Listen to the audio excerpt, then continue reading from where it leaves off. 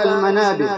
أهلا بأصحاب الفضيلة والسعادة، يا ضيوف الحفل يا جميعا من العلماء والدعاة والآباء والأمهات، بتحية الإسلام عاطرة أحييكم جميعا، فالسلام عليكم. بتحية حيا بها الرحمن أهل الفوز في الرضوان في جنات عدن وبركاته. فإننا نحمد الله سبحانه وتعالى ونشكره على جزيل نعمائه وترادف آلائه، وما من علينا من تتابع لقاءات الخير والابتهاج والغبطة والسرور بمثل هذه المناسبة المباركة التي تشهد الهمم وتستنهد العزائم في السير قدما، ما فيه خدمة هذا الدين العظيم.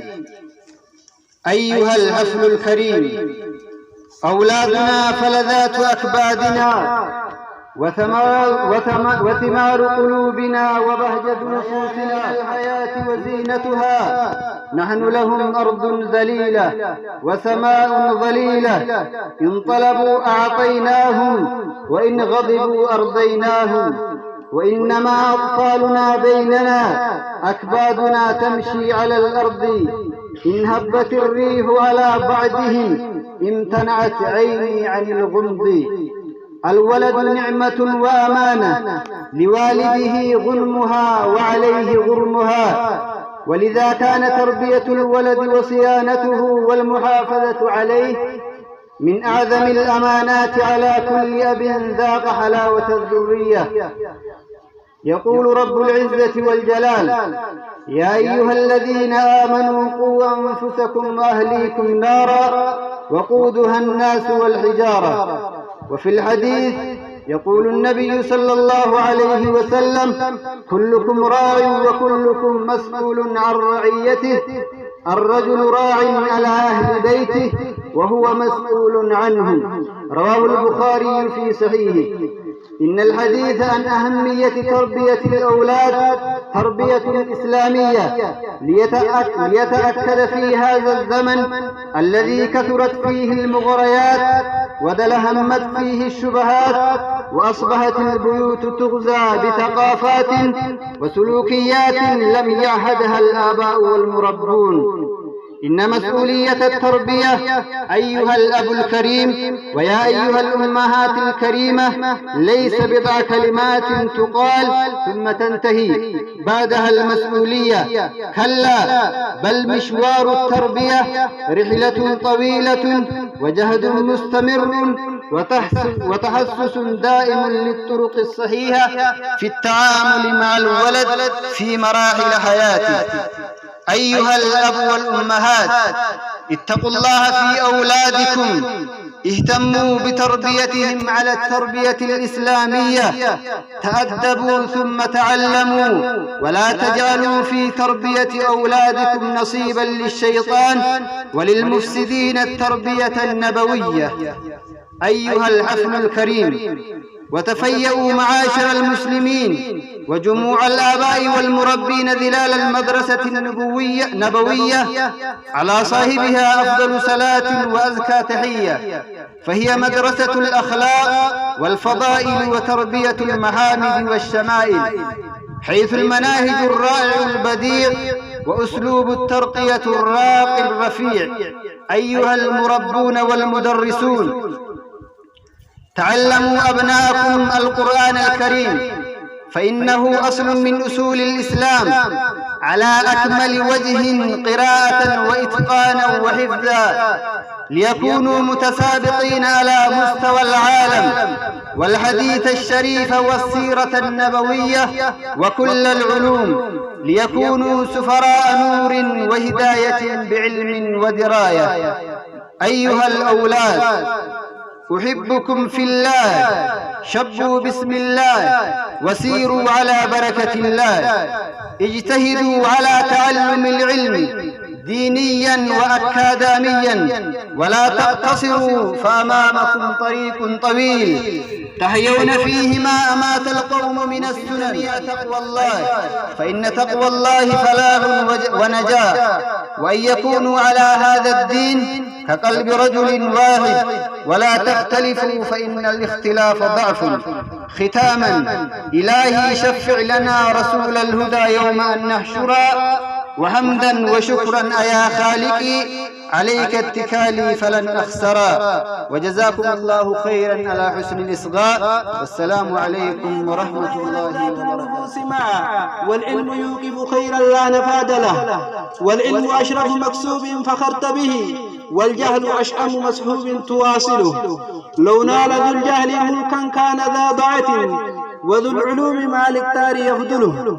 ورب ذي هيئة في الناس تحقره، إن كان يسأل عن شيء فيجهله. والعلم أزين ثوب أنت لابسه، والعلم أفضل محمول تحمله. والجهل يزري بذي لب وذي حسب، والعلم يرفع بيتا لا عماد له. لا تحقرن من التعليم منزلة، ولا تكن أنفا عمن تسائله. فإن كان صوابا فمن الله، وإن كان خطأ فمن نفسي ومن الشيطان، والله ورسوله بريئان منه. والسلام عليكم ورحمة الله تعالى وبركاته. الله أكبر، الله أكبر. السلام عليكم ورحمة الله وبركاته.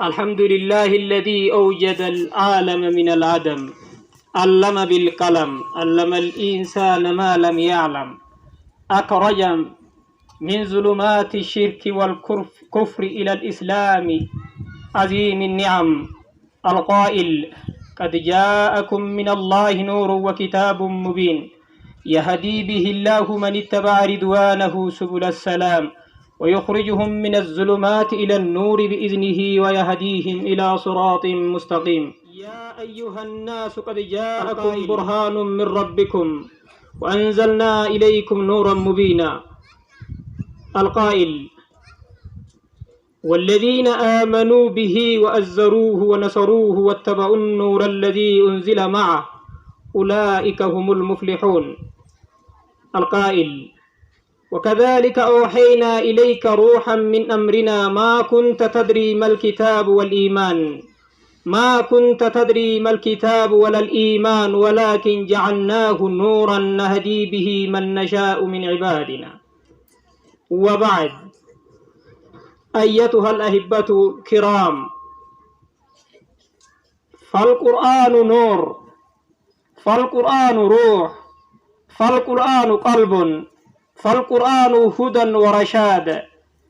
وقابل سبحانه فاقده من العباد في ظلمات في بحر لجي يغشاه موج من فوقه موج، من فوقه سحاب، ظلمات بعدها فوق بعد إذا أخرج يده لم يكد يراها. ومن لم يجعل الله له نورا فما له من نور. أيها الأحبة الكرام، وقال سبحانه: يؤتي الحكمة من يشاء ومن يؤت الحكمة فقد أوتي خيرا خسيرا. وقال سبحانه: وعلمك ما لم تكن تعلم وكان فضل الله عليك عظيما. أيتها الأحبة، أيتها الأحبة، أيها الإخوان والأخوات، فالعلم حكمة، والحكمة نوعان: حكمة علمية وحكمة عملية. وفي تعلم كلام الله سبحانه وفي تعلم قرآنه حكمتان: ففي القرآن تصفية النفس والبلاد، وفي كيفية تربية الأولاد. فإن أعظم النعم نعمة الأولاد، فالأولاد منحة إلهية وهبة ربانية، زينة حياتية وأخروية. قال جل ذكره: المال والبنون زينة الحياة الدنيا. وقال سبحانه: زين للناس حب الشهوات من النساء والبنين. هذه نموذج أؤديها إليكم بلسان المحل أعني لغة الأروميين على منهج أقصر من التي نحن بسددها. المراد في هذا البقعة الآن في تربية الأولاد، نمدد ونسدد في تربية الأولاد ما يتمكن لهم إن شاء الله بعون من الله ثم بكم. Bismillah jalqaba dubbii koo karaan diinii keenyaa yoomuu qabu rakkoo alhamdulillahi faaruu rabbii kan koo alhamdulillahi faaruu rabbii kan koo. Waan jedhan rasuulli keenya isaafee jaalaa falqiitti biyya nadiini jabeessaa diiniin amaana rabbiitti biyya nadiini jabeessaa diiniin amaana rabbiitti. ديني إسلاما بريدا كربي نفاي كنا الحمد لله جنة قرني كربي كنا الحمد لله جنة قرني كربي كنا